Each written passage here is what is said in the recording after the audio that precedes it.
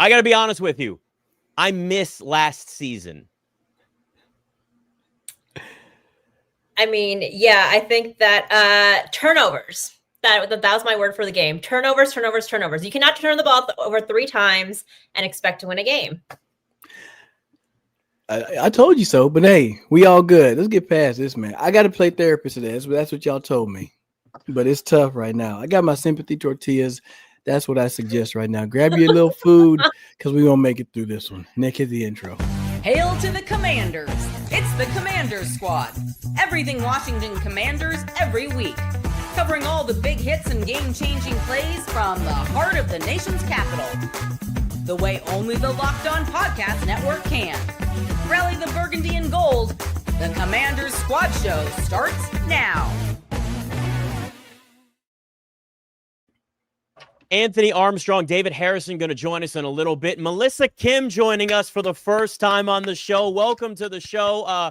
Get ready because I've got a few things to unload on Melissa. I'm going to need therapy, as Anthony mentioned. We are brought to you by FanDuel. If you want to be right in the middle of the action this season, visit FanDuel.com and place your NFL bets live all season long. The Commanders were not in the middle of any of this. I hate to say I told you so, but we'll get to the I told you so when it comes to the starting quarterback for this team. The defense was a complete slump buster in this. Suddenly, J.J. McCarthy is a Pro Bowl quarterback. And where the hell does this team even go from here as they fall to the Vikings? I stopped taking notes. The score was 31-0, and it felt like it was 100-0 at this point, Melissa. I'm sorry that you have to come on the show for the first time after an ass kicking like that, but that's the world that we live in with a team now that's just playing for draft positioning. I stopped taking notes after 17-0. After 24-0. So for the record, I have it all right here. Seriously. Listen, this was not good in any sense of the word. I think that the tone was set from the Commanders' first drive when they could not score from the 1-yard line. I mean, what do you even do at that point? I think that drive, though, you saw a lot of promise. You saw Jayden throwing the ball. You saw a little mix of run, too. But from that, really, I think, set the tone for the offense and honestly for the Vikings defense, who had a great goal line stand there. You have to give them credit where credit is due. But when you are throwing the ball, when you are on first and from the first 3 and goal from the 2 yard line, whatever it was, the 1 yard line, the 4 yard line, what are we doing? You know what I mean? I think that when you're that close, I mean, I'm not an offensive coordinator. I'm not Cliff Kingsbury, obviously, and I generally like his play calling for the most part, I'll say, but I mean, run the ball. Run the ball. I mean, at that point, that was my takeaway. And again, Nick, you mentioned Jayden. Listen, I think that was the big point of debate over the course of the last couple of weeks. Will he play? What is the benefit of him playing? He was actually asked that in one of his pressers this week and DQ. And he talked about development. Jayden obviously talked on Friday about how he wanted to be out there and he understood, the risks. And he's like, I'm young, how when you're young in that age, you got swagger. I mean, I got it. The world's on my shoulders. I get it. The world's my oyster.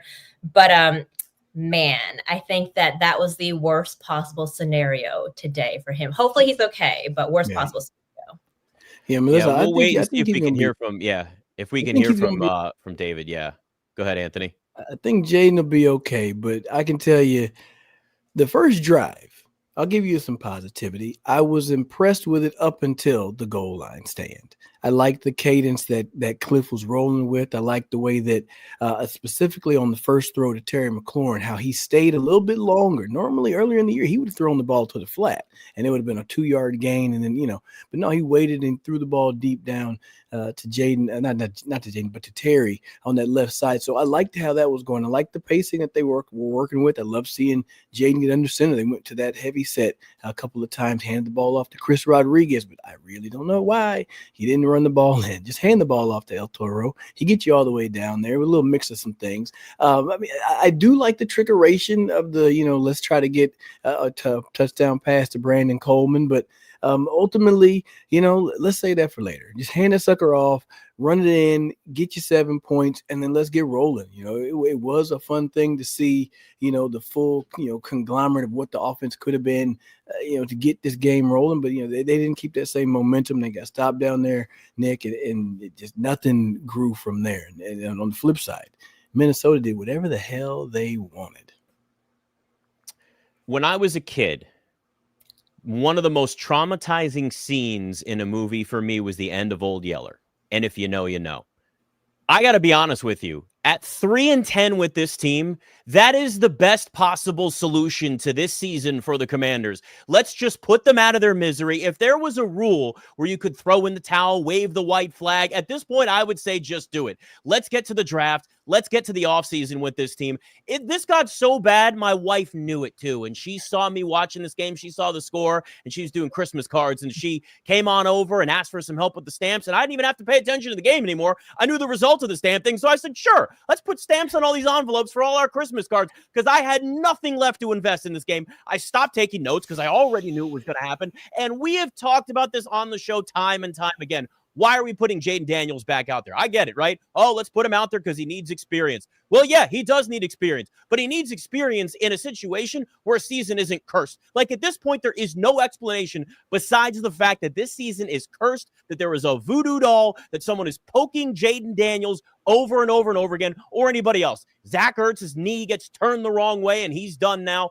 I mean, this was as bad as everything could have gone for this team, and especially after this game against Denver, where we're talking about, hey, good losses are right for this team. Look competitive against one of the hottest teams in the NFL in Denver, and you go, hey, all right, they took them to overtime, but they still lost. Good draft picks. They're 3-9. Let's go into this at 3-10 and just look competitive. Oh, my God. Like, on top of that, too, the Vikings have been one of the worst offensive teams in the NFL this year, and they looked like the number one scoring team in the NFL. J.J. McCarthy's running all over the place. They're completing third downs. They start 6 of 6 on third downs. 6 of 6.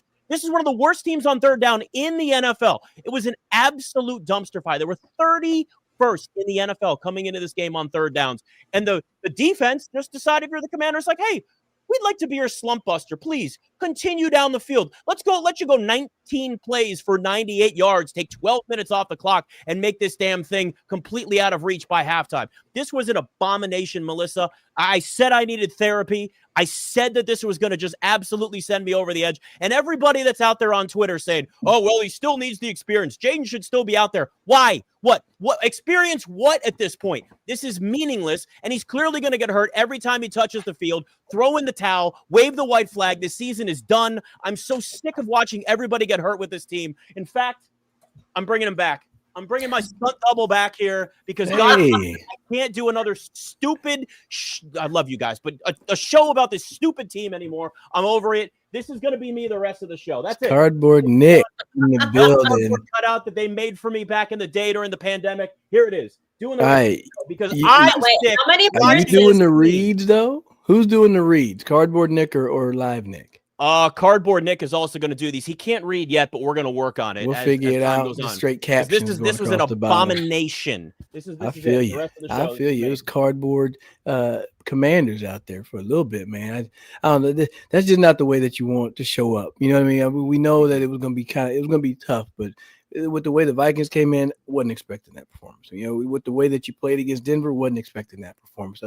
Frankly, I was upset. When you look and you see that 12-minute drive or 12-play drive, 98 yards, you kidding me? Now, come on now. Y'all got some pride about you to not allow that to happen. You know what I mean? You have to find a way to get off the field. Multiple third downs that they let just get converted. That's just frustrating. You were doing Christmas cards. I got to doing the dishes and cleaning up the house. You know what I mean? So like, I'm listening to other games. I'm listening to the damn Saints and the Buccaneers. Like, come on, man! I'm hearing Tyler Shoden ran in 34 yards for a touchdown. I didn't want to have to listen to that.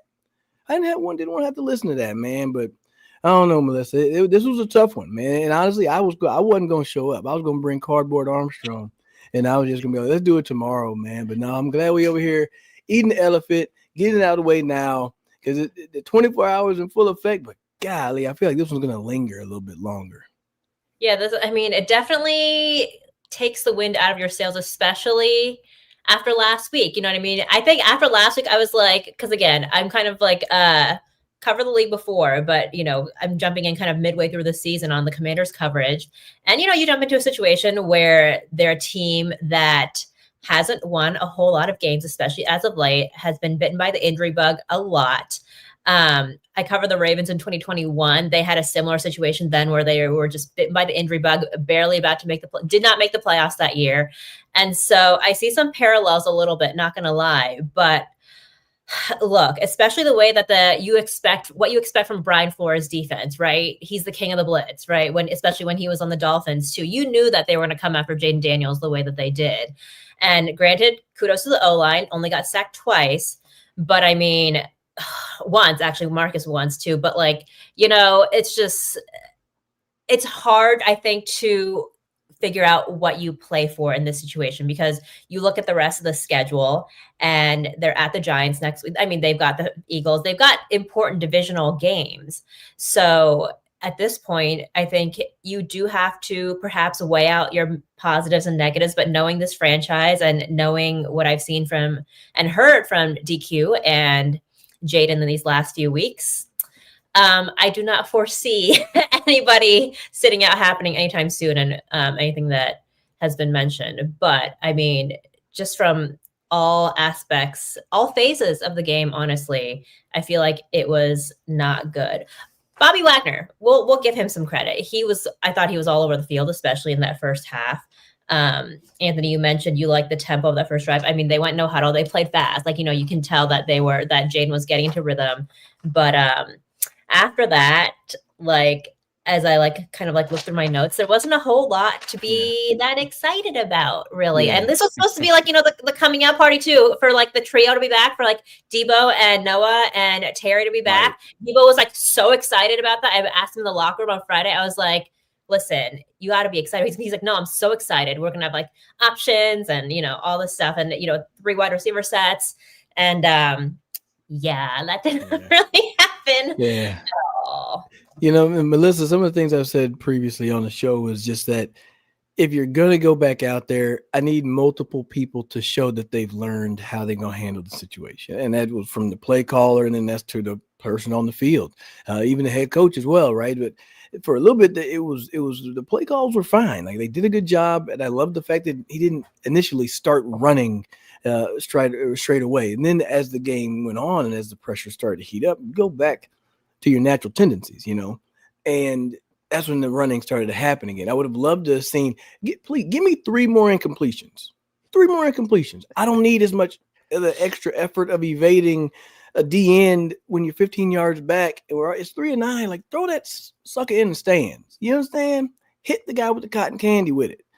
3 more incompletions over trying to do a stiff arm and high step so you can run and get back to the 1 yard, to maybe a 1 yard gain. That's the learning I need here. I need to see from the player. All right. That's the learning that the coaches have to, David Blau, Brian Johnson, DQ. Those are the clips that you show them and say, bro, throw the ball away. I know that you're Superman, but we are not playing for anything right now. Nothing other than, if you want to have good experience, then put good stuff on tape. I'm not looking for highlight reel plays right now. All right. I don't want to say, look how amazing he is. He broke a tackle, spun in the back, and then threw it 60 yards downfield. That's not what we're looking for. We want to see you start a game and finish a game. Be smart with your body. On that interception, if he'd have peeled off to the left, I wouldn't have cared. I'd have been like, that's a good play. And then I'd have been like, Terry McLaurin, thank you for saving a touchdown. I understand that he's a competitor and you want to get in there and do those things, but come on, bro. You got to be smart. Just be a little bit smart, because the folks in purple, they don't give a damn. The team next week in green, they might wear black. They don't give a damn. The team in blue, they are not going to give a damn. You got to give a damn. Take care of yourself. See, this is the problem with playing players that are so valuable to a team in games that don't matter. And look, I understand the argument of get the experience and get out there and competitors and all of the things that have been thrown out there, whether it's on this show, whether it's on social media, whatever the case is. The reality here is that you can't. So the great John Thompson once had a quote, and I will never forget this. I got lucky enough to work with him for a few years earlier in my career. And he would always say, I'd rather calm a fool than raise a corpse. He loved guys that he actually had to calm down a little bit, that were maybe too intense, versus trying to get guys up for the moment. The reality here is that there are young competitors like Jayden Daniels specifically that want to go out there, that want to play, that are going to give it their all on every single play. They're going to be diving for first downs. They're going to go chase down somebody that just picked him off, but risk injury on top of that. And that's fine if this team is 9-3. It's a different thing if you're 3-9, you're getting your ass kicked in that game. Now, but the instinct that's there for somebody like Jayden Daniels is, I got to go make this play. I got to go chase down the guy that just picked me off. It's going to show up on film. That's important. And that's great. It's like a guy, hustling to first base every single play, even though he knows he's grounding out, still running it out to first base. Like, all those things matter. And those are the little things that matter when you're trying to build a winning culture. The problem is there's the other side of it that's just as important. And this isn't this is not a normal season when it just comes to football and injuries and guys get, no. This is beyond that. Because every time Jayden Daniels gets out on the field this year, he gets hurt. This is now maybe a second of the third injury, maybe a fourth injury. I don't know. And we'll talk to David later when he gets on here, and we'll find out if we have anything else that's going on with Jayden. There may be a chance he would have come back out there had the game not been completely out of hand. But the reality here is that these are meaningless games. And I'm sorry, I don't want to hear, let's create a narrative and so the veterans have something. The veterans had their chance. The veterans had their chance in this game and a lot of these other games. And we watched the 19-play, 98-yard drive from the Vikings. That defense has a lot of veterans. They're old. Where were they then? You had your chance. You had your starting quarterback. You had something that was meaningful for this team, and you did nothing. You basically gave a complete jump start to a Vikings offense that was doing nothing this entire season. So I don't want to hear, you got to come up with a narrative and the reason for the veterans to play. Sit them all down. Sit them all down at this point. I'm sorry, but there is nothing left for this team besides getting better draft picks this year. And I hate it because we've been in this position a million times, and I've talked about this team a million times being in this position over the years, and that's sickening. But that's where we are now, Melissa, and it's mind-numbing to see it. But these are the types of things where late in the season, you've got to balance the risk versus reward, and it just doesn't feel like they're doing it. Yeah, and when I've talked to the guys in the locker room these last couple of weeks, I always ask them, how do you approach the rest of the season, right? And I think the overall arching theme that I've gotten from most of them, regardless of what position they play, is just trying to get better. You know what I mean? But what does that mean? I think I'm going to go back this week, I think, and be like, okay, so you want to get better. We all want to improve. But that's obvious. I mean, that's like a life lesson. That's not just like a football thing. But I want to be specifically what do you want to improve upon specifically for yourself? Because that's such an overarching thing, I think, just to be I just want to improve and get better one of them even corrected me on how many games that we had left that they had left for the rest of the season. So there's definitely I think that there is perhaps a sentiment, right, of we're not gonna make the playoffs. Although Terry McLaurin and a couple other of the veteran guys will tell you that they're not mathematically out of it yet. I think maybe today after the next couple of weeks they might be. But that I think that you're definitely right in that, Nick, in terms of when you're searching for something to play for. The veterans, the older guys on this team, whatever. They're going to have to, this is where you kind of look at yourself in the mirror maybe and dig down deep and ask yourself for a lot of these guys, what are we playing for in this situation? You know what I mean? Experience. Maybe you give some of these younger guys some more reps just so that they have that, for the rest of the season going into next year. Do you start building for next year? Because that's been brought up too to Jayden Daniels. How do you kind of approach the rest of the season as for momentum maybe until next season? And he said, this season is complete. We don't think about this season going to next season. This season is its own entity. Next season, it's its own entity. Last season, obviously, it was its own entity. So I think that is something that is going to have to be asked of this team, regardless of what position they're in, a coach, a player. How do you approach the rest of the season? I want to know too, honestly. I'm curious too now at this point. I would say if I were in the locker room in this instance, I've been on, I think, probably a 3-10 Washington team at some point, but for a player in my position, lower on the depth chart, you're trying to get better, but you're trying to put good stuff on tape. You still want to, play good football because frankly, when those decisions are getting made, right, you don't want it to be on top of a loss that you have a bad performance. You know what I mean? So we want to see the effort that you got from the game against Denver. You know what I mean? We want to see those type of performances. We're not necessarily expecting, everybody to win all of them because they don't have the top talent right now. Everybody's hurt. So how do you get better? It's just players know individually. It is hard to explain, but being in position to make a play has been it. It's always one step more of what you've been doing. If they've been in the position to make the play, now you got to make the interception, right? How do you make the interception? Frankly, a lot of it at this point in the year it gets hard to sit there and watch the extra tape. It gets hard to sit there and try to do the extra things that are going to help you get better, but the great ones do. They're still preparing, as if this thing has a chance to break off, but you still got to put good stuff on tape. How these guys approach and the habits that they build over these last few weeks and the ones that they really try to dig into and make better, it's going to show up on tape. You know what I mean? I wanted to see more Treylon Burks today. Where was he at? Would have loved to see him get on the field. And that same thing, it's the same thing goes for the coaches. Like, don't take a step back just because certain, people get healthy. No, let's keep some of this same momentum going. You know what I mean? I would have loved to see 13 out there running around with Terry and love Deebo. To see you as 13 running around out there. Nah, man, you don't want to see me out there. I would have been back on somebody's injury list. Okay, I ain't got it, man. Let me stay healthy and stay the hell out the way. But no, I would have loved to see them just try to work with some of that momentum. They had some stuff going early, but they didn't keep it going. But how do you finish this thing out? You take pride in your performance because it's your name. You put your name on it. You know what I mean? Your name is on the back of your jersey, and if they look up there and they say, man, at the last 4 games of the season, Armstrong quit. That's not what you want to put on tape. And if that's what it is, and a lot of people may not be around next year, they may not be in the league next year. So take that into consideration. Put your name on it. Yeah, not everybody has that sense of pride, though, and it's tough after you get whooped the way that this team did. So we'll talk to David Harrison soon. What things were said in the locker room, what Dan Quinn had to say, and the latest on Jayden Daniels' latest injury. It's all coming up here on Commander Squad.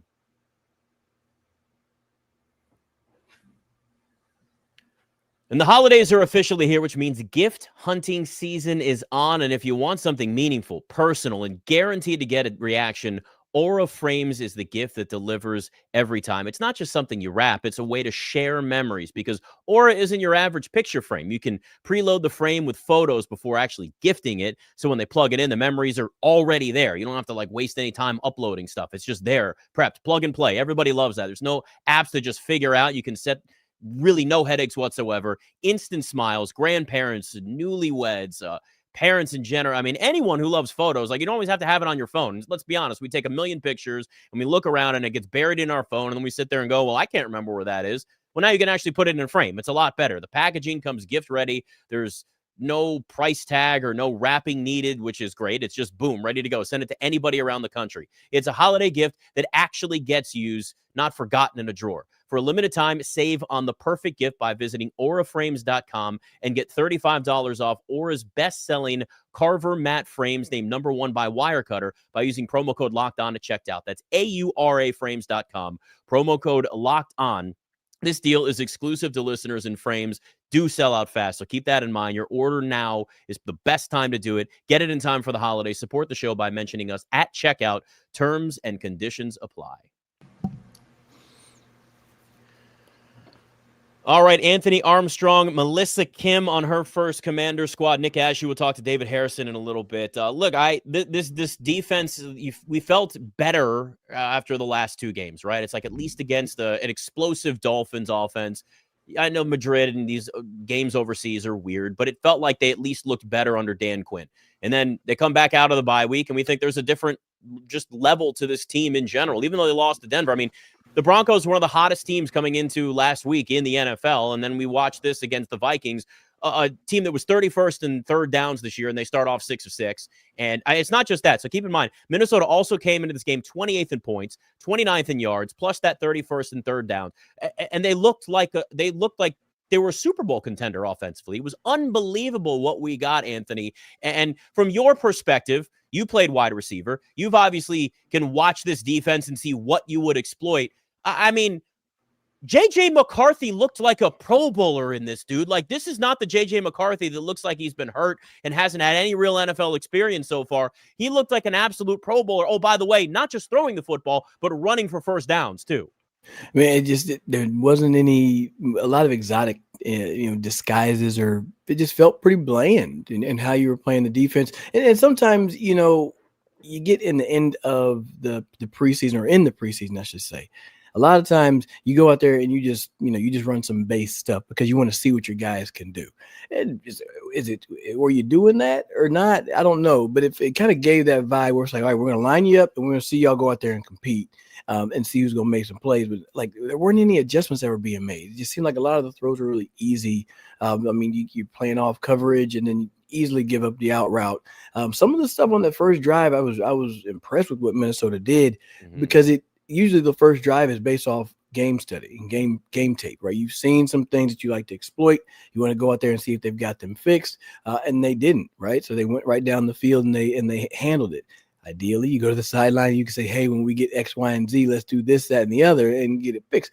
But then that didn't happen. So that's the point that I'm frustrated about. I'm wondering, where were the adjustments made? Like Danny Smith, great special teams coach, he had always said that the difference between the levels in football was like in high school, they'll say, hey, we'll get it next week. We'll just fix it next week. In college, they say, we'll fix it at half. But in the NFL, you fix it on the next play.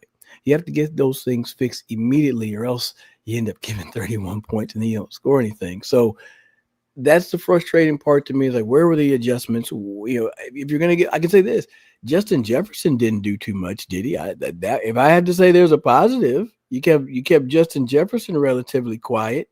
But outside of that, you just couldn't stop a nosebleed, man. So where were the adjustments mainly, Nick? How do you fix this thing? It's not necessarily fixed, but just like, how do you let that performance, you can't put that out there on tape.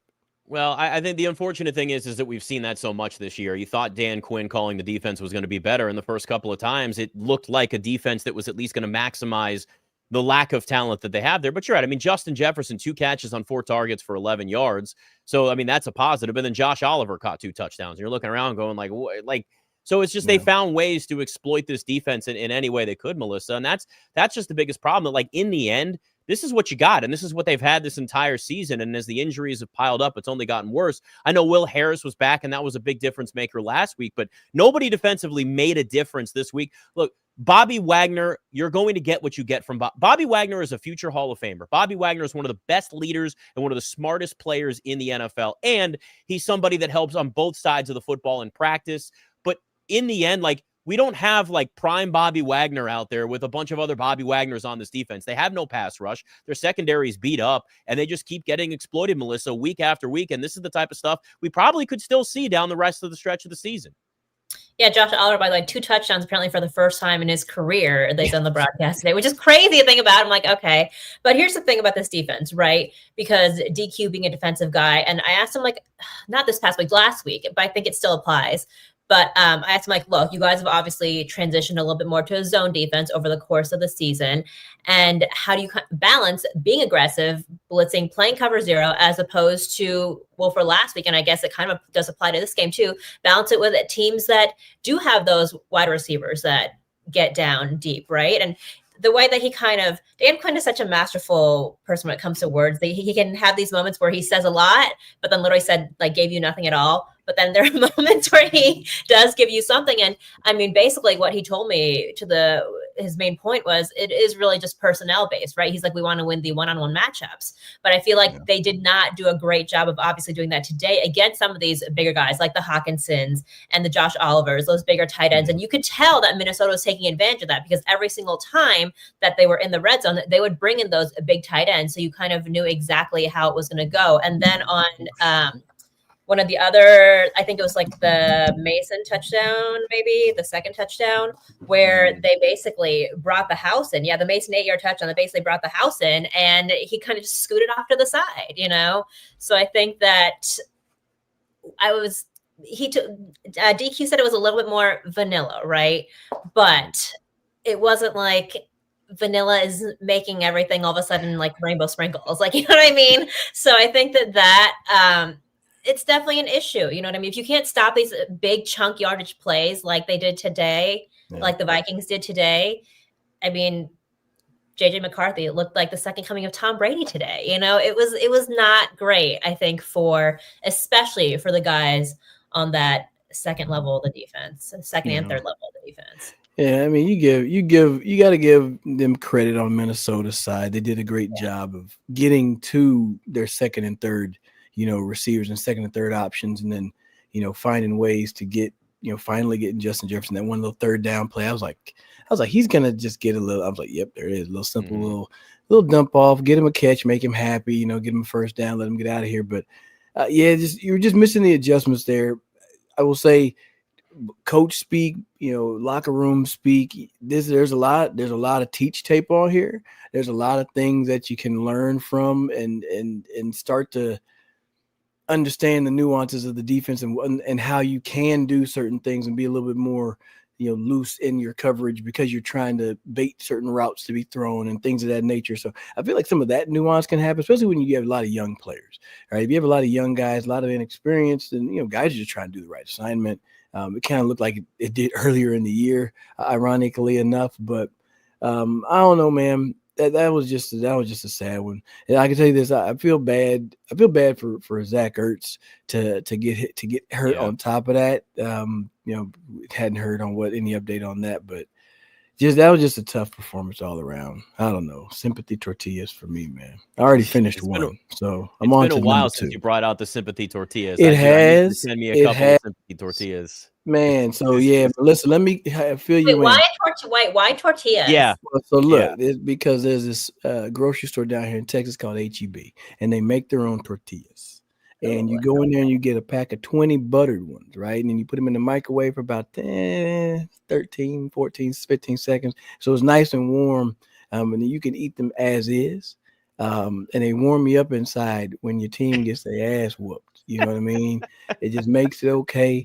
And just helps you get through. It's kind of like a warm blanket. You know what I mean? Like out the dry air smells like it's a hug for your inside. Exactly. So, and also does well with burritos, tacos, breakfast tacos, and the like. So it's been my sympathy friend. I left him alone for a while. But now I had to kick the habit back up. I don't blame you, honestly. I really don't. We all could use some comfort food after this. By the way, if you're, when you talk about the difference between just both of these teams, it wasn't just defensively. I mean, if you look at first downs, 25-12 in favor of the Vikings. Passing first downs, 13-6 in favor of the Vikings. Rushing first downs, 10-4. Also, Minnesota ran the hell out of the football here too, 162 total yards rushing. So it's not like they were just throwing the ball. I mean, the Commanders were down in this game big, and they still only had 206 total yards. Not passing yards, 206 total yards. I mean, Jayden was 9 of 20 before they kept him out. Whether he would have been back out there in a close game or not, I don't know. David will let us know once he kind of hops on here, kind of what he heard. But I mean, you look at this overall. I mean, it's the numbers after a first quarter. And Anthony, you know this, and Melissa, this is my thing. It's been watching the first quarter every year for this team and the imbalance that we've mostly had in first quarters with the Commanders. But that first quarter was, I mean, it was relatively even from time of possession, 8:21 to 6:39 for Washington. A couple of big penalties, though, for the Commanders, which certainly didn't help them at all in that. But total yards, 94-74. Washington had the advantage there. This is all, the first quarter. Both had 5 first downs. So, early on, you felt like, and Anthony mentioned it, you had a good opening drive. You felt like this was at least going to be competitive. And then the wheels fell off. And then everything just became, it was an utter disaster as the rest of this game went on. And you're looking across the board here just going every single thing that could go wrong went wrong in this game, Melissa. And I think that's just what's most concerning is as we get down to the last few games, and it's the backloaded schedule now of division games. And I'm a big believer in the mental side of all of this. And it really felt like there was at least momentum where they were going to be competitive. The arrow was going to be trending up after that loss to Denver. It was a good loss. And I know people don't like that phrase, good loss, but the reality was that was a good loss for the Commanders. They played well in that game. And you come back out and everything falls apart against the Vikings like this. What's left? They get shut out. This was as bad as things could have gone for this team. And that could ride into the rest of the season, knowing there's blood in the water. Every other team that's going to see him knows there's blood in the water. And by the way, going to probably go after Jayden knowing he's banged up. yeah, when you put it like that, it's a little doom. It's a lot more doom and gloom, I think, especially after. I mean, they're the 3 last and 10. 2 I games can't really before make it. this. I'm glad that you have a positive mindset because I've seen this enough. I'm Listen, sick. I'm just like gonna very like drink this. glass half full. Okay, I'm generally like life in for general. you. Like I try to, not that I'm like sunshine and rainbows all the time, but I try to look at things like a little bit like glass half full. I have had the pain of covering some. Well, I mean, again, some other teams that had some of those moments, but I like was pulling up, as you were saying that, pulling up the rest of the year, because I mean, you do look at them, these are games that are supposed to matter at this point in the, like, I mean, the season was set up so nicely, you know what I mean? When you look at what's left on the rest of their schedule, they're at the Giants, home versus the Eagles, home versus Dallas, and then at Philadelphia. And, you know, appropriately enough, like the Eagles are not looking like, you know, as hot as they were. And like, before this game, I was like chatting with some friends who are like Commanders fans, and they were just like, no, like, they're like, this team is going to piss us off. This is what's going to happen for the rest of the year. They're going to be good enough to be just like good. The Eagles are going to take just a little bit, give us a little bit of hope. And then I think that hope may, I have not talked to them since after this game, but that hope may not be there anymore. Not going to lie.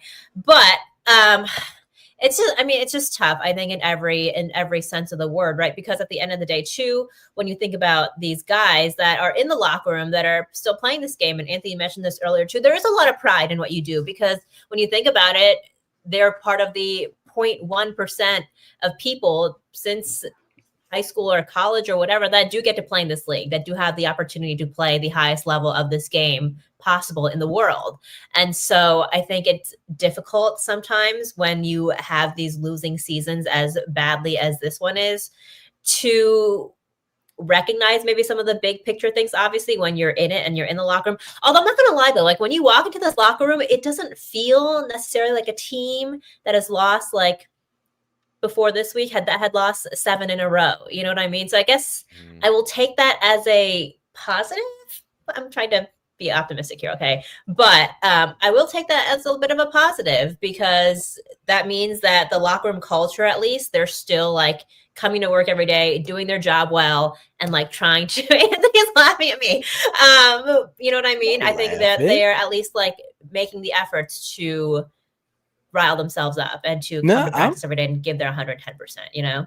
Yeah, I'm happy to hear that it's still a positive locker room. You know what I mean? I mean, 3 and 10. Well, let's pump the brakes, because like, David's going to be coming on next, and we'll see how it was after this game. That's the one thing to keep in mind here. So I mean, like directly after the game is different, but like during the week locker room, like it's good that people still want to be around each other. You know, and they're still going to show up and have a positive attitude about how they show up to work. I mean, but it's the ones where it's like I said earlier, like who's taking the extra work, you know, to make sure they're going to be that much more prepared, right? It's not just like, hey, coach gave me the game plan. All right, cool. I already know what the plays are. I already know what the script is. I just need to go and do it. Like, are you doing a little bit extra? You know, how are you trying to take your game to the next level? That's what I'm interested to see. But I'm glad it's still a positive locker room. You know what I mean? You don't want it to be a dejected place where everybody is ho and hum, and like you can do that outside the building. And frankly, reporting from in the building, I can tell you, we be thinking y'all crazy as hell. Like, man, why everybody so damn sad and mad and doom and gloom? And then here I am over here, sad and mad and doom and gloom, frustrated, you know, because you give a damn. That's why. So if any player happens to come across this, it's because they give a damn. That's why. We give a damn. We really do. You got to see it from both sides now, Anthony. I can see it. I can see it from both sides. I've truly never, like, you want to win ball games and you want to go out there and you care about the game, but like a win or a loss or performance, it wasn't going to necessarily ruin my day because I had to go back and, you know, line up next week. I get it now, man. Golly, I get it. Oh Lord, I get it, man. I get it. Now you know how we felt watching some of those teams that thankfully you still played hard on at the end of the regular season. All right, David Harrison going to join us next live from the field up in Minneapolis. It's Commander Squad. There's another kind of football, too. The World Cup coming back to North America for the first time since 1994. 48 teams for the first time ever. So this is going to be a massive event. It already is. It's even going to be bigger now. And let's be honest, getting tickets is always the hardest part of everything, especially something that's this iconic of an event. That's why the Game Time app is so clutch, though. It's finally given fans a real advantage when it comes to actually snagging tickets. So with the Game Time app, you can track price drops in real time, get alerts when great seats open, and buy tickets the moment they hit the app. It puts the power back in your hands, and it makes going to the World Cup realistic instead of, kind of impossible. If you pull up the app, you can just check out the layout, which is just, it's simple, which is nice. Nobody wants to deal with anything that's complicated. Scrolling through matchups, they make it really, really easy. You pick a game, you tap a section, and then you have your seats locked in within minutes. There's no confusion. There's no hunting for fine print. You can take the guesswork out of buying World Cup tickets all the way across the board, every match, concert, even anything else with Game Time. So there's a lot of choices that are actually going to be there. Download the Game Time app, create an account, and use code LOCKEDONNFL for $20 off your first purchase. Terms do apply, though. Again, download the app, make an account, use LOCKEDONNFL for $20 off. Swipe, tap, ticket, go. Game Time.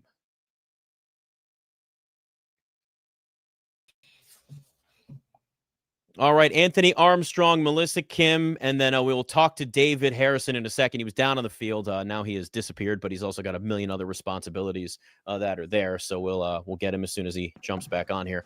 Look, I understand, and I think you brought up something before we hit that break there, Anthony. Like, I get, like, in the locker room, there are guys that have things individually to play for, and you're always going to get that. And each week, I said this a couple weeks ago, and I'm not just saying this because you're on here. Like, listen, I remember your time in Washington, and like, there are people. This is an opportunity for this team to find another Anthony Armstrong, right? Find somebody that's really going to take advantage of opportunities and then elevate themselves within this team. And look, I'll say this: Cliff's play calling was insanely frustrating. And I want to go back to David's tweet because he's not on here now to tell us it, so I'll just go ahead and say it for him. But, he talked about like the air raid and how Cliff Kingsbury's offense generally has been. Like, Vikings pass rush and pass defense are significantly better than their rushing defense. Yet Cliff Kingsbury called 19 dropbacks in the first half to just 5 runs. The result, 5 carries for 36 yards, 7.2 yards per carry. For who, Anthony?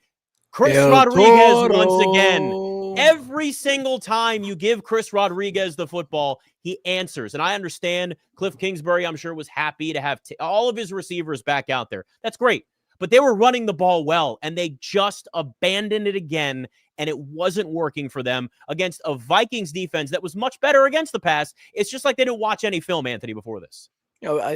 At this point, it's almost an agenda, and not a negative agenda. It's just saying, like, I would rather you lead with the arm. And frankly, it may be just how they want to work with the quarterback. Hey, what do you want to do this week? I want to throw the rock.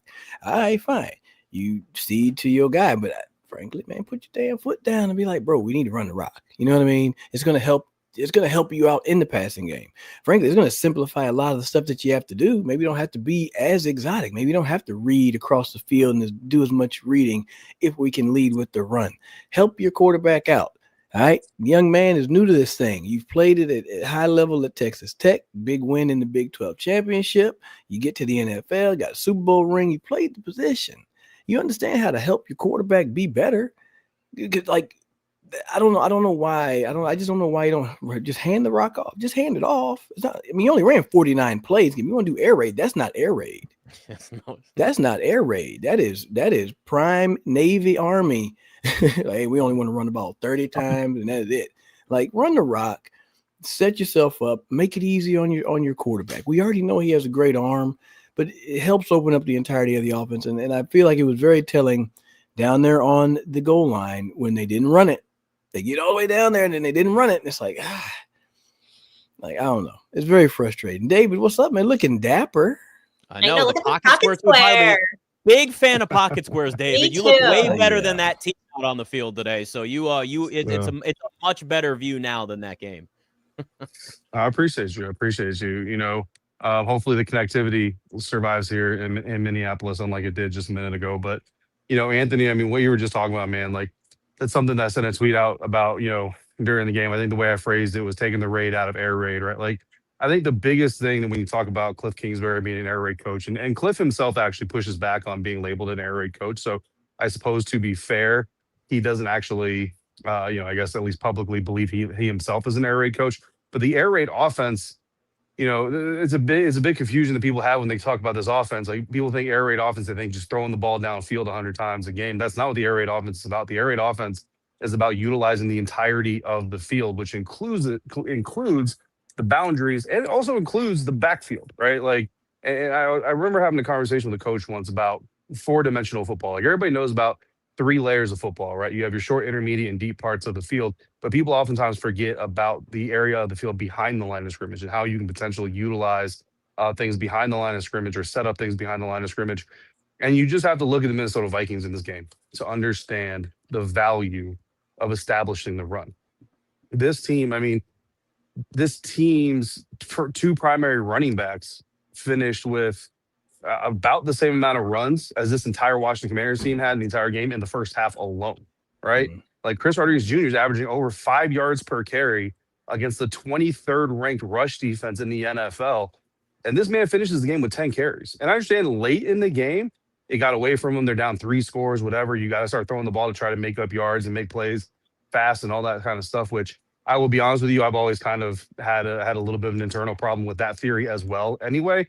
But going into half with 5 carries from a running back that was averaging over 7 yards per carry, like you're just not even giving your guys, you're good, your job, bro. You're not even giving your guys the opportunity to compete at that point in time. 2nd and goal from the 2-yard line. By the way, Chris Rodriguez Jr. got you to the 2-yard line, right? Chris Rodriguez Jr. literally on 1st and goal gains 2 yards. So on 2nd and 2, 2nd and goal from the 2-yard line, you throw the ball. Okay, you want to get cute, try to get Brandon Coleman a cheap touchdown. Got it. 3rd down, you pass. 4th down, you pass. I understand, and Anthony, I'm sure you would agree that like Debo, you know what I mean? You're an NFL receiver. You should bring that pass in. I got that. But just the theology behind it, we're going up against one of the best pass defenses in the league with one of the best pass rushes in the league with a quarterback that is playing his 7th game of the year in December with a receiving group that he hasn't, right, not in a row, with a receiving group that hasn't played together since week 2, with a receiver, specifically Noah Brown, who hasn't played since week 2, with Terry McLaurin, who's only played 5 times this year coming into this game.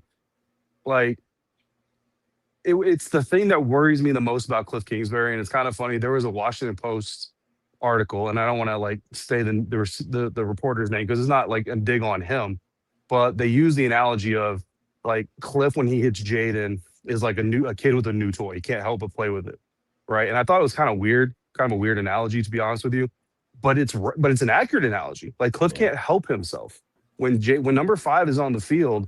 Cliff can't help himself, and so to me, like someone's got to. There's a saying that comes to mind. There's a whole lot of adults in the room, but there's not a grown-up among them. Like someone's got to be the grown-up in there to say, you are clearly a running team. Like Melissa, welcome. Nick, Anthony, we've been having this conversation all season long. You are a running team. Like your team is showing you that you are a running team. You are a run-first team, but they refuse to run. It's just so beyond frustrating at this point. Even as a receiver, David, I could say, like, I could see Terry McCormick come out like, why the hell we ain't running the rock? Why we didn't just give it to you, Chris? You know what I'm saying? Like, that's even receivers understand we got to run it. And I like that analogy of like having a fresh new toy. Like, I get it. Totally get it. Hell, we did a small Christmas exchange today. We're going to go do one with a family friend of ours. Kids already opening up stuff. You know what I mean? It's like you get excited, but you also can make it easier on yourself. Just make it easier on yourself. You can look a whole lot more like a genius if you run the ball and then he's throwing it to wide open receivers. Then you can call the deep plays and the double moves and do the things to get down the field. Like, I get it. You got a talented person back. I mean, I do the same thing when I'm on Madden. I get one of the best passing quarterbacks, even though I tend to lean to running the rock. All of a sudden, I want to throw the ball 30 times. So I feel you, man. But hey, let's try to win a ball game first, right? Let's win the ball game. Let's have the right ideas to get to the things that you want to do eventually. I mean, I'm not an offensive coordinator. I don't call plays, but you get it. You've been on the field and you understand how certain things will set stuff up. Sometimes you just got to be stubborn and just run into somebody's back and get 3 yards because you know you have to run the rock. You know, so I don't know. You got 5 weeks to make a change in how you approach things. I say, but I tell you this: don't put 5 back there. No more Jayden. No, so Nick, you'll be happy to hear this coming from me. This is it. This got to be it. Like, I don't want to see Jayden Daniels on a football field again until training camp. Thank you. Enough of this. Fine. Yeah, like this is it. Enough of this. If this was not a sign from the football gods that Jayden Daniels should not be on the field for a 3-10 now, meaningless end of stretch to the season, I don't know what else you need to show you it. Now, I saw that Dan Quinn said after the game, David, that like he would have been out there had it not been so out of reach, but like I don't care anymore. Just stop it. Stop pretending that this is going to be development for a guy that needs a fresh start and we need to be healthy and a new season. Like, this is not development. This is throwing him to the wolves where he's clearly not healthy and clearly everybody's going to do everything they can to hurt him. I'm done. I'm done. I don't want anything else left. Nothing, David. None of it. But is that true? Did Dan Quinn say that after the game, that he could have been out there had he if the game was actually closer? Yeah. And I think in the moment, that's fine. And I think the thing to remember, too, is, what Dan Quinn says Sunday afternoon, Sunday evening, and what Dan Quinn says Monday, and then even Wednesday, right? It could be a lot different. It can change. I mean, not for nothing, but Sunday going into Spain, he said, no, like, we're going to go to Spain the exact way we are right now. We're not going to make any changes. Monday, Joe Witt Jr. was demoted, right? So, like, things can definitely change. And, coaches go through the emotions and the rides as well. I really, really hope. I have some confidence, but I really, really hope that, listen, we talked about this earlier in the season, like the NFL, like believe when people show you who they are, believe them, right? The 2025 NFL season is showing the Washington Commanders, we are not your friend. We don't like you. We don't want you at our party. You're not invited. Don't bring a playlist. You're not getting the aux. So fine. But the NFL universe has also told the Washington Commanders, we also don't want Jayden. Like, we don't want, for whatever reason, in 2025, the NFL is just not effing with Jayden Daniels. And it's almost like keep pushing it. You know what I mean? It's like, keep pushing it. See what happens. Like, keep pushing it, see what happens. And Jayden wants to compete. I get that, and I love that about him. And Dan wants his guys to compete, and I get that, and I love that about him. You have to find a way now. The leadership challenge to Dan Quinn right now is to, as a leader, find a way to keep your team competing, understanding that you have to make decisions that are best for your organization long-term over short-term. And Dan talks a lot about doing the hard right over the easy wrong. The easy or the hard right over the easy wrong. Yeah. The hard right. Holy crap. The hard right is not always just disagreeing with the public narrative and all that stuff and doing what's unpopular. Like, you also sometimes have to tell your people, and this kind of goes back to the analogy I just talked about adults in the room. You have to be the one to say, like, listen, like, technically you can play. You want to play. Your teammates want you to play. And I understand that. But guys, hate me, talk crap about me behind my back, almost cussed. Whatever it is you need to do to make you feel better about my decision, it's not happening. It's not happening. We're not going to do this again. Honestly, I don't, and I'm not a doctor, and I don't have the medicals, but I don't think Jayden should have been playing today. Looking at him, like he was messing with that left arm before he ever went down. And I was looking at him, and I was kind of like, is he just adjusting the sleeve, or is there something wrong? But then, like, I saw him shaking it. I saw him kind of holding it. He called the medical staff out. They were kind of messing with the sleeve. I'm like, I don't think this dude is comfortable. I don't think it's just the sleeve is tight or something like that. I think there's he's still got an issue. And maybe, medically he can take a hit. Medically he can do this. Medically he can do that. But if you simply, and I know he got cleaned, you know what I mean? But like, simply falling on an arm if you're actually healthy, Anthony, should not take you out of the game. So even though it was a hard hit, even though all of his weight landed on that arm, I get it. Like, the way he went down, the way he was grimacing, the way they have 5 trainers on. I don't know if the TV showed it. They have 5 trainers around. Oh yeah. We saw it. Everybody. Yeah. And then he goes into the tent. Then he comes out and he's quote unquote questionable with no helmet in his hand and no sleeve, and he's got his towel over his head. Like, that's the universal sign for I ain't playing no more. Yeah. So I don't know, man. I no longer see the value. I'm going to lean towards Kevin O'Connell, honestly, and Melissa. Like, we kind of had this conversation during the week. Like, Kevin O'Connell, head coach of the year, reigning head coach of the year, talked about JJ McCarthy and kind of like listen, there is a world where you can do good. There's also a world where you keep trying to do good and you're actually doing bad and things can just get worse. And I actually kind of laughed about it because in the NFL world, like, you still got games left. You can't just put JJ McCarthy, away and say, okay, we'll wait and play with you until 2026. But in this situation, where you're talking about health, you actually have that ability to say, look, right now, like, how much are we really going to get out of Jayden? How much can we really build consistency by the end of the year? Nick, I told you before, he needs 3 games. Coming out of this game the way he came out of, you can't put him on the field in MetLife. Like, Mm-mm. if Oh you my put him God. on the field in MetLife, No. you're literally going up to the Oh. golden to the gates of NFL heaven, where NFL God has already told you keep pushing your luck, and you're gonna spit in his face, and you're gonna find out what happens. So after that, you only have 3 games left, which means if you put him out there, not only again are you risking more, but these 3 games have to go well, or else you're not like once is a coincidence, twice is an occurrence, 3 times is a pattern. You have to do this right 3 times, and you got to do it against the Eagles twice and the Dallas Cowboys. Like, it's just like I said, man. It's time to cut your losses. It's time to understand where you can get a benefit from this season, because you still can get benefit from this season. It's just not there. It's gonna have to be somebody else, everywhere else, every other player. And earlier I was saying, it's like you take some of these plays and you're like, hey, find 3 more incompletions for me. You know, I'd rather you give me. I mean, I know he only had 9 completions today, but like some of those times where Jayden was trying to evade somebody 17 yards back behind the line of scrimmage, we don't need those plays. You know what I mean? The interception, frankly, you shouldn't have even gotten touched. You should have just peeled off, right? Like, I get it. I understand the effort, but like, get the hell out the way, right? Just don't take any unnecessary contact. And I agree with you. For him to grimace like he was, it was like, man, that thing probably was a little bit more sore, and probably wasn't feeling as comfortable as he would like. But I didn't like the reaction.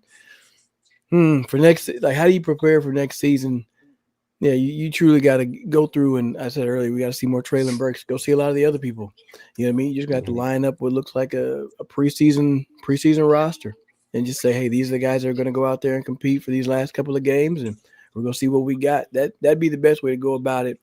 And it shouldn't even have been a question if Jayden would have went back in there. If they were questioning it last year, because I think, what was it, 17-0? And I was like, people going to be asking, why was he even in there? Yep. Yeah. So and that's again, don't even play that game.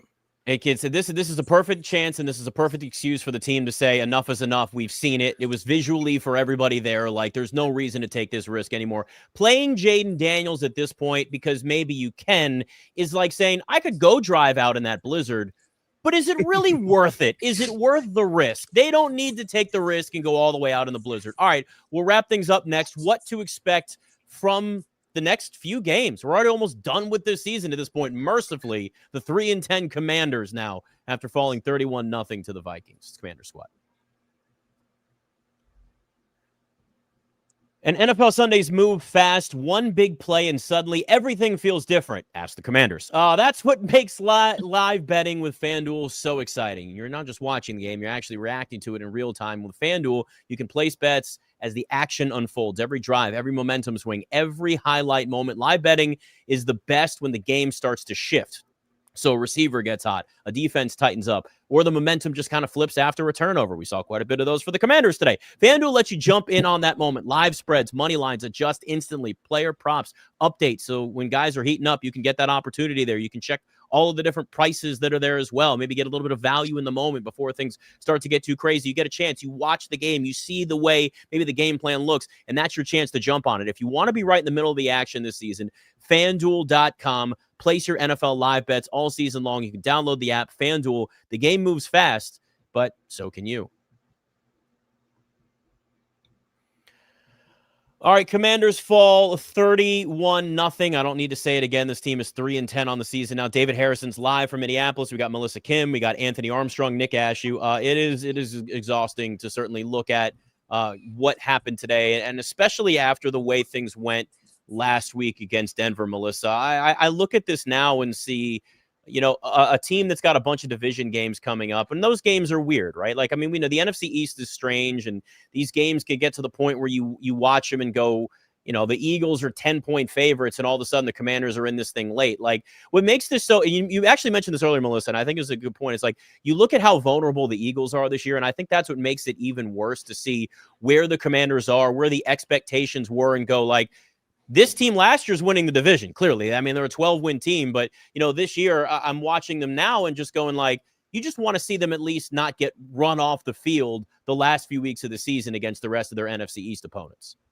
Yeah, I think the point that was brought up earlier about competing, right? I think as a team, as a head coach, that's all you want to do at the end of the day is at least make it a game, make it exciting, make it competitive, obviously. And the point that was made earlier that we've been talking about, honestly, all show long about Jayden Daniels, they do know this about him because David Blau, I specifically asked him this week, like, how do you kind of make it so that Jayden, who obviously is a very mobile quarterback, so he's, is he more cautious now with running, like whatever? And his point that I will never forget this. He said that Jayden now, we had to help him understand about the big picture, the longevity of his career. You know what I mean? Not just about this season. So they're having these conversations. Like they are aware, obviously, of like what the risk versus reward are. But going back to the point about divisions, yeah, I think that just make it competitive. You know what I mean? At the end of the day, don't make it like a blowout.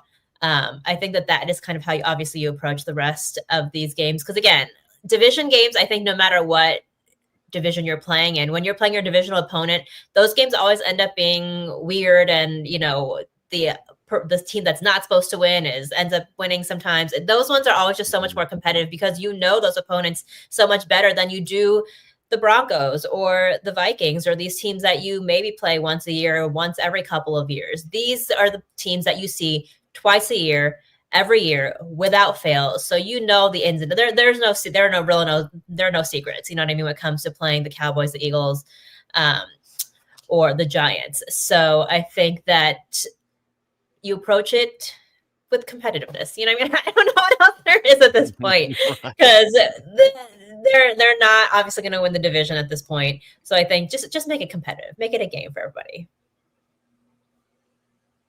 David's on mute, so I'm gonna jump in. What now? Like he's got a noisy field. He does have a noisy field. They probably playing that damn horn still and clapping up there. I hate that stupid thing. So it's an open air stadium here. The press box is open air, and the amount of jump scares I had today, it was just is ridiculous. But they do play Prince. They play Prince whenever they score a touchdown. So I'm not gonna lie. Every time they score a touchdown, I'm up there dancing. Can I just and can I do this real quick? If there's any Vikings fans watching to talk trash to Commanders fans about how we kicked your butt, like I gotta give props to Vikings fans. Like this friendly? Is the most electric, not even friendly. This is the most electric environment I have been in a regular season game in a long time. And these two teams had a combined 7 wins coming into this game. Like I did not expect the crowd to be the way that it was for a 4-win Vikings team. You'd have thought, like if I just dropped you in the stadium, you'd have thought this was a wild card game. Like, and I'm not even being hyperbolic. Like Vikings, I never really disrespected Vikings fans anyway, but like I didn't know y'all were like this. Like I didn't know y'all rolled like this. Like Vikings fans are like they need more respect. Like people need to put more respect on Vikings fans' names because I learned something today. I'll tell you that right now. Wow, I didn't know that. I've never played up in Minnesota. I figured they were just happy to be inside. You know what I mean? It's cold out there. Yeah. So and now, you inside for an hour for like 4 hours. Let's party. We can be indoors for 4 hours. Let's go do it. But I was excited for the Skull chant, right? Like I'm just a football guy, so I love like the traditions and stuff like that are historic. And like I've never heard the Skull chant in person. And like just the entire stadium. I took a video. I think I tweeted it, but like the entire stadium, like I said, like it felt like a playoff game. It was crazy. So any Vikings fans talking trash, sorry, you're not gonna be mad at me because I love you. So. Yeah, well, listen, I'll say this: they, that is a team that at least we know defensively they got some monsters, and they made life hell for Jayden Daniels while he was out there. He finishes 9 of 20 in this game, under 100 yards passing, and here's where we are. So now it's all about again the last few weeks, division games, and just trying, as Melissa pointed out, right, like making this competitive, and it may just come down to like more veterans. I mean, Zach Ertz, it's clear that was a bad knee injury. We don't know the details, but I think we can be pretty honest with ourselves here. He's getting carted off. That's it. So it's a last chance for somebody like Ben Sinnott to show that he should actually belong on this team because this is his one chance now to have that. And that's what this comes down to, is finding the players that you want to have next year and beyond, the young guys, because that's what happens when your team is 3-10. So Melissa, great first show. Really loved having you on here. Sorry, it was probably one of the ugliest game possible. You know, Anthony gave us some therapy. David, you missed it. He did have his he did have his tortillas again. I got so a little bit left, man. I saw a little bit. Save yeah, me some, man. so we just You know what? we Can I did what tell you we did something what we real quick? could. Yeah. So Wednesday, y'all don't know this, but Wednesday, I was actually, my plan was to stop at Paisano's. I was going to get a bacon jalapeno cheeseburger pizza with extra cheese. Ooh. And I was literally going to eat that. Melissa, it's a little bit of an inside joke, but I was literally going to eat that sucker while we were doing our Wednesday show, but I was running late. And as you guys know, I was already running late as it is. So stopping off to get a pizza, not really in the plans, unfortunately, but I was going to pull that off. So maybe I'll pull that out later on. We got to have some fun the rest of the way. So maybe I'll pull that out. Yeah. Later. Extra cheese, baby. Yeah, we may have segments just on food the rest of the way because that's what we're gonna need some comfort food after some of these games coming down. All right, great stuff, guys. We will be back again midweek, probably another show Wednesday. Commanders 3-10, 31-0 loss to the Vikings. God, it was ugly. It's Commanders Squad.